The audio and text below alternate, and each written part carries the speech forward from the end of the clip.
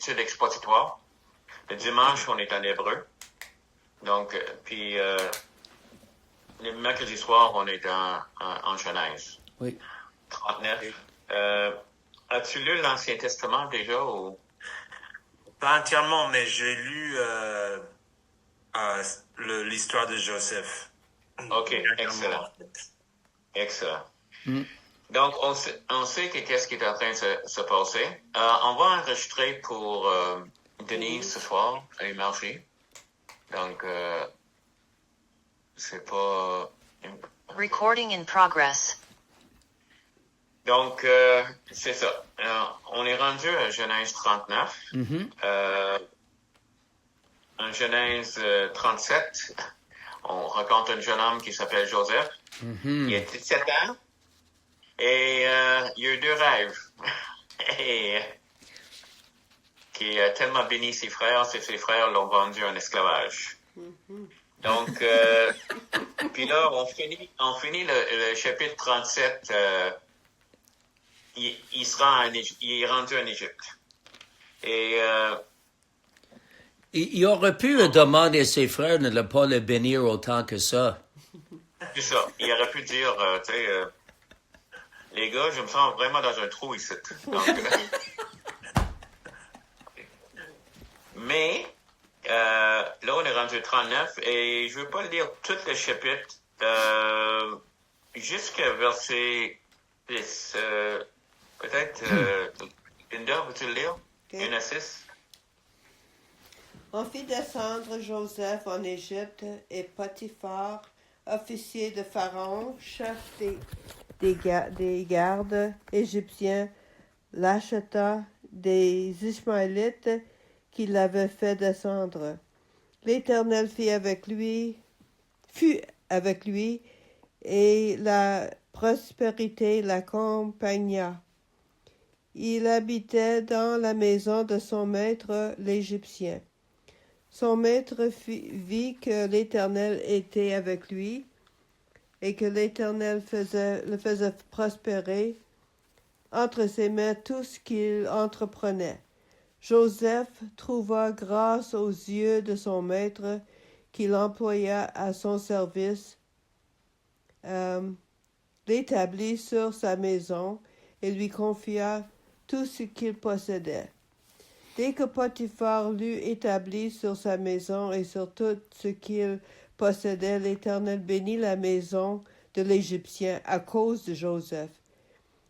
Et la bénédiction de l'Éternel fut sur tout ce qui lui appartenait, soit à la maison, soit au champ. Il abandonna aux mains de Joseph tout ce qui lui appartenait, et il n'avait avec lui d'autre soin que celui de prendre sa nourriture. Or, Joseph était beau de taille et beau de figure. Après ces choses, il arriva que... Jusque-là, OK. C'est la première partie, donc Oui. les autres, on va juste le compter, mais... Mm-hmm. Seigneur, on demande que tu guides. Saint-Esprit, aide-moi à communiquer ce que tu veux nous dire. Et on te bénit, Seigneur. Mm-hmm. On te bénit pour un jeune homme qui s'appelle Joseph. Mm. Amen. Amen. Montre-nous. Donc, on a ça, c'est que Joseph a eu 2 rêves. Et dans les 2 rêves, il était rendu assez haut puis assez important. Maintenant, il est esclave. Dans une société où tu peux pas être plus bas qu'un esclave. Tu avais une chaise, tu avais un esclave. Les 2 avaient la même valeur. Ils servaient à quelque chose, mais il n'avait aucun droit, aucune... il était juste ça. Mais qu'est-ce qui me frappe vraiment, c'est qui est ce gars-là? C'est un jeune homme de 17 ans. Je sais pas comment il était à 17 ans, mais... Moi, je pense que j'aurais pleuré un peu. Pas en secret, mais... C'est clair. Mon Dieu! Ils m'ont jeté dans un trou, ils voulaient me tuer, puis là, ils me vendent... Puis cette gang-là m'amène dans un autre pays complètement. Qu'est-ce que je fais ici? Et tout ça, c'est dans le plan de Dieu. Les choses de nos vies, c'est que c'est bon, c'est mauvais. Je le connais pas complètement, mais il y avait un dicton chinois à propos de... Il contait une histoire, il disait que telle chose est arrivée, un homme, puis son fils s'est cassé une jambe, puis on dit « Oh, c'est terrible », il dit « Non, c'était bon, parce que l'armée est venue cherchant des jeunes hommes pour rejoindre l'armée, et ils l'ont pas pris. » Puis toute l'histoire, c'est ça, c'est comme, ça a l'air mauvais, mais du bien a sorti. Ici, ça a l'air mauvais, mais c'est pas juste de coïncidence, c'est Dieu est en contrôle. Toute l'histoire de Joseph, non, tu sais, comme, on regarde nos affaires, et des fois, nous, surtout à notre âge, c'est comme, on a attendu depuis un bout de temps de voir certaines choses, mais Dieu est en contrôle. Il est en train d'agir comme il a promis. Il nous a fait des promesses. Et Joseph, croyez-le ou non, les gerbes et les étoiles vont se plier devant toi, même si tu es ici comme esclave dans une maison. Mais aussi, c'est comment que Dieu le voit. Verset 2, comment est-ce que Dieu le décrit? Mais Dieu était avec lui. Et la prospérité l'accompagnait. C'est que en anglais, c'est traduit il était prospère. Oui. Does it compute? Non. Esclave, prospère. Esclave, prospère. C'est comme, what? Mais il est prospère. Oui. Impossible. C'est comme, comme je disais, il n'y a aucun pouvoir en lui-même. Mais tout d'un coup, il y a tout le pouvoir. Ouais. On continue à lire, on voit que Potiphar, qu'est-ce que Potiphar voit, lui? Le témoignage, qu'est-ce qu'il voit? Verset 3. Mais il voit en effet que oui, Dieu était avec lui et que Donc, oui, Dieu faisait prospérer entre ses mains, les mains de Joseph, tout ce qu'il entretenait, donc entreprenait, tout ce qu'il faisait. Où qu'il prenait l'idée que c'était Dieu qui le faisait. Ouais. Regarde, Mauricio, pourras-tu essayer de lire en français? Oui. Chapitre 41, 41, 16. 41, 5? 16. 16. Joseph répondit à Pharaon en disant, « Ce n'est pas moi, c'est Dieu qui donnera une réponse favorable à Pharaon. » C'est ça. J'ai l'impression qu'il a toujours dit ces choses-là. Parce que Potiphar n'est pas chrétien. Oui. Il ne croit pas dans le Dieu des Israélites. Mais quelque part, Joseph est en train de témoigner, oui, ça va bien, mais réalise pourquoi que ça va bien. Et à cause de qui? Et son témoignage, c'est pas moi je suis pas un homme d'affaires qui connaît tout. Non, mais il y a un talent de ça. Je suis certain. Mais pourquoi est-ce qu'on est capable de faire? C'est à cause de Dieu. Et Potiphar, qu'est-ce qu'il voit? Il voit que la main de Dieu est sur lui. Donc, encore, on retourne. Un petit gars de 17 ans, il se ramasse dans un trou, il est vendu, emmené en chaîne, vendu dans, je sais pas si on voit ça dans les films des fois, comment c'est le vente des esclaves, c'est humiliant, puis il vit ça, il arrive chez Potiphar, mais encore, il a 17 ans. Il l'impressionne tellement qu'il met sur sa maison. Et il est en train de dire à Potiphar, c'est à cause de Dieu.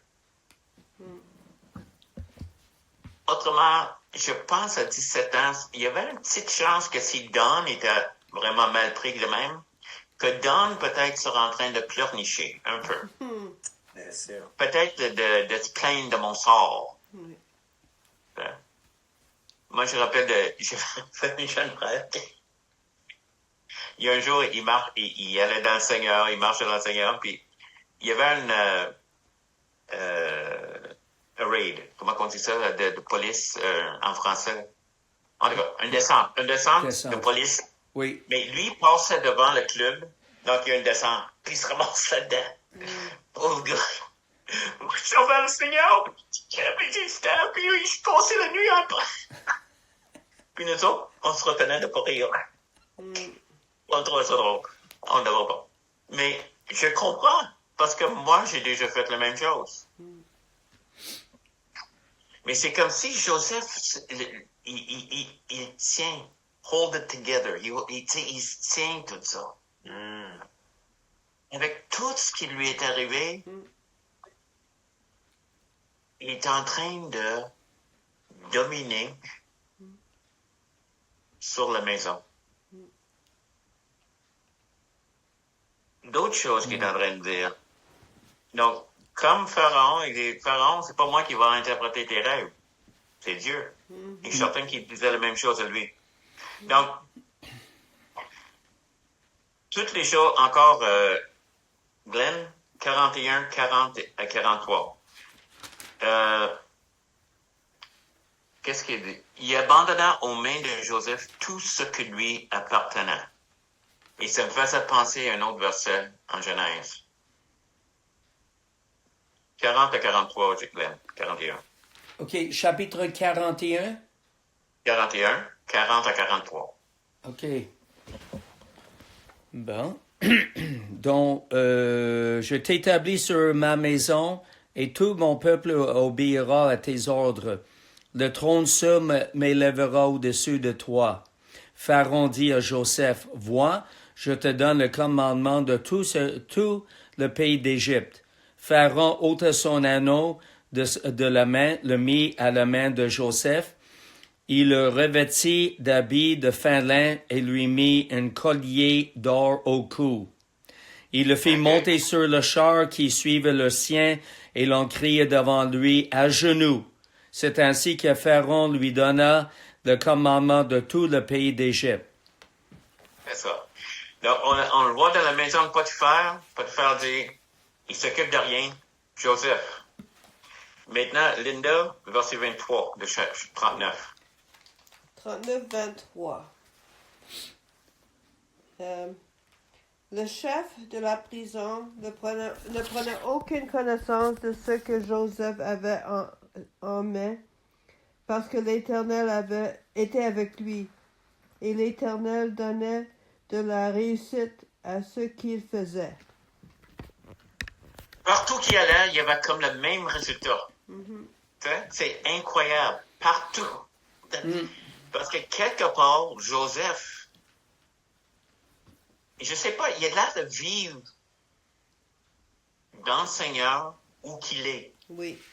En réalité, j'ai ces moments-là de ma vie où j'ai juste la paix, on vit dans une tempête, il y a quelque chose de financier ou d'autres choses, puis j'ai une paix surnaturelle sur moi, que je sais en qui j'ai cru. Pour me dire que j'ai toujours vécu de même, mais pour ça que le Seigneur a la grâce. Mais c'est possible. C'est possible que Dieu nous parle puis dit, tiens, je suis là. Premièrement, il y a une tempête, moi je dors dans le barque, pas besoin de t'inquiéter. Dors, je suis là. Ouais. T'es dans le fournaise, je suis là. Parce que 3 étaient mis dans le fournaise et le monde voyait 4, parce que Jésus était là. Oui. Wow. Et toutes ces choses-là, c'est que le Seigneur, il est avec Joseph, parce que Joseph a l'air à réaliser, c'est quand Dieu choisit quelqu'un, c'est toujours par la grâce. Mais on voit des indications dans la vie de quelqu'un aussi, d'une détermination puis une réalité. Il sait en qui il a cru. Oui. Il voit que c'est pas les circonstances qui tiennent sa vie. Il est rendu le plus haut, il est rendu succès, il est rendu incroyablement. C'est comme ça dit en verset 2, l'Éternel, la prospérité l'accompagnait. D'autres traductions disent il prospérait. Donc, il était dans la Et on arrive verset 7 20. Donc, en verset 7 à 20, c'est fini. Verset 6, Joseph était beau de taille et beau de figure. Donc, la femme de Pharaon, lui, il avait à l'œil. OK? Potiphar, Donc, la femme de Potiphar. Qu'est-ce que j'ai dit, Pharaon? Pharaon, oui. Potiphar. Oui. Une chance, c'était là, Glenn. Oui. Non, s'il vous plaît, de temps en temps, quand je me trompe de même. Mais la femme de Potiphar le prend, puis, Oui. OK, puis elle veut le coucher. Et j'aime qu'est-ce qu'il dit, c'est qu'il est fidèle. Tu sais, verset 9. Oui. OK, je vais lire. Il n'est pas plus grand que moi dans cette maison. Et c'est ça que quand elle dit, qu'elle couche avec lui. OK, verset 8. Voici mon maître ne prend avec moi connaissance de rien dans la maison. Et il a remis entre mes mains tout ce qui lui appartient. Il n'est pas plus grand que moi dans cette maison. N'oublie pas que c'est l'esclave, là. Il est personne plus grand que lui dans le... Il ne m'a rien interdit, excepté toi, parce que tu es sa femme. Comment ferais-je un aussi grand mal et pécherais-je contre Potiphar? Non. Dieu. Dieu. Dieu. Bien sûr. Oui. Il y avait une manière de faire, il y avait une manière que personne n'a su qu'est-ce qui s'est passé, tu sais, certain. Mais voici pourquoi Joseph est succès. Si on met Dieu en premier. Oui. Puis, c'est pas juste quand le monde peut voir. Non. Non. Donc, il a décidé et dit non, premièrement, je ne pêcherai pas contre Dieu. Puis elle insiste, puis elle insiste, puis elle insiste. Puis finalement, un jour, elle peigne le vêtement. Lui, il s'échappe. Ça a l'air dans la traduction, il s'échappe tout nu. Je sais pas. Mais en tout cas, il s'est échappé. Elle a gardé le vêtement avec lui, puis elle a accusé qui voulait le violer. Oui. Lui, qui oublie pas, qui il est fidèle à son maître, il est fidèle à son Dieu, qui a fait la bonne chose. Oui. Comment ça se peut que telle chose peut arriver? Ben, l'ennemi, c'est un accusateur. La femme l'a accusé faussement. Mais, Ben, te rappelles-tu le plan de Dieu? oui. Où est-ce qu'il avait besoin d'être pour rencontrer Pharaon? En prison. En prison. Le chef. Capoté. Dieu sait qu'est-ce qu'il fait. Autrement, quand il s'est vendu un esclave, il fallait qu'il se rende en Égypte. Il y avait une famine qui allait arriver, puis il fallait sauver Israël. Donc, il y avait besoin. Donc, il se rend chez Potiphar, puis ça va bien. Et probablement, le monde pense qu'il est là peut-être 8 à 10 ans. Ça se peut. Parce qu'il y a 13 ans avant qu'il rencontre Pharaon. Il y avait 30 ans. Donc, et il y a l'histoire en prison, il compte son histoire, les chansons du roi l'oublient pendant 2 ans. Donc, il probablement 3 ans là. On ne sait pas exactement. Mais on sait probablement, pour arriver à la place qui est venue dans la maison de Potiphar, il était là un bout de temps. Oui. Puis là, il est jeté en prison. Et même là, Dieu est en train d'agir. Veux-tu... OK. OK, Glenn, 21-23. C'est ça. Okay. Ben, c'est ça. À fin de compte, le verset 20, il prit Joseph et le mit dans la prison, dans le lieu où les prisonniers du roi étaient enfermés. Il fut là en prison. L'Éternel fut avec Joseph et étendit sur lui sa bonté. Il le mit en faveur aux yeux du chef de la prison. Et le chef de la prison plaça sous sa surveillance tous les prisonniers qui étaient dans la prison et rien ne s'y faisait que par lui. Le chef de la prison ne prenait aucune connaissance de ce que Joseph avait en main, parce que l'Éternel était avec lui, et l'Éternel donnait de la réussite à ce qu'il faisait. Incroyable. Oui. Wow. Encore, écoute, j'étais fidèle, j'ai servi Dieu, j'ai pas de péché, je suis en prison. Oui. On a tendance dans le corps de Christ, un peu, de se plaindre. Oui. C'est dommage. Puis, aussi, on est tous, quand je dis on, j'ai inclus moi. Dieu sait qu'est-ce qu'il fait. T'sais? Et je demandais toujours, et on se pose des questions. Une des prières que je pense que beaucoup de chrétiens prient, c'est « Qu'est-ce que tu fais? » Oui. Et ici, c'est qu'on a le chance de voir. C'est comme si on est élevé, puis on regarde en bas, puis là, oh mon Dieu, regarde ça. Tu sais, celui qui joue aux échecs ici, comme, wow, regarde comment il est. Tu sais, checkmate, il y arrive. Mais nous autres, pendant qu'on vit,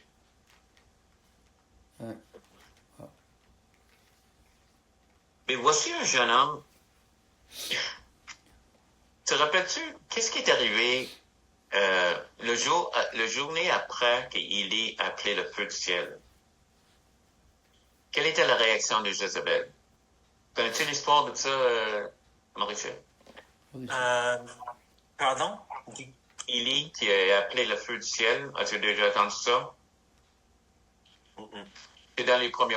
c'est dans les Chroniques au roi. En tout cas, il a appelé le feu du ciel pour prouver Dieu est Dieu. C'est une longue histoire. Pourquoi? Mais il l'a prouvé. Puis au lieu d'avoir la réaction qui s'attendait que tout Israël allait venir avec lui, parce que finalement, même le peuple disait, l'Éternel est Dieu. Mais qu'est-ce qu'il a reçu le lendemain de cette grande miracle? C'est que la femme du roi dit que la même chose m'arrive si demain, si je te tue pas. Autrement, ou que moi je meurs ou toi tu meurs. C'était qu'est-ce qu'on appelle un blood oath. Un serment de sang. Un serment de sang. C'est ça. Oui. Donc, puis il est parti. C'est juste, quand il parle à Dieu, il dit, ça a l'air vraiment comme, OK, il est brisé. Et ça ressemble à moi, plusieurs fois. Autrement, on passe le bout dur. Et Dieu l'a pas critiqué. Mais sa réaction, c'est dit, j'ai donné mon âme, je suis moi seul en Israël, puis il est en train de dire ces choses comme ça. Et Dieu l'accuse pas.